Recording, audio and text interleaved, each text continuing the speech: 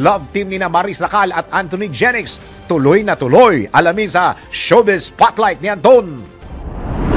Hindi natatapos ang love team ni Maris Racal at Anthony Jennings sa pamamagitan ng isyong nangyari sa kanila. Ito'y dahil muling pinagsama ang dalawa sa pelikulang Social Climbers. Kumpirmado ang pagsasama ng dalawa matapos na lumabas ang kanilang main trailer kung saan gagampanan ng dalawa ang mga karakter ni Jess at Ray ang magkarelasyon na parehong nasangkot sa isang scam. Sagana din sa love scenes at kissing scenes ang nasabing pelikula kung saan bigay na bigay umano ang mga ito. Una rito, nagsama muna ang dalawa sa action drama series na Incognito kasama ang ilang mga malalaking artista tulad ni Richard Gutierrez at Daniel Padilla. Ang Social Climbers ay mapapanood sa Netflix. At iyan aking balitang showbiz para sa Impilang Metodong Lakas, DWIZ.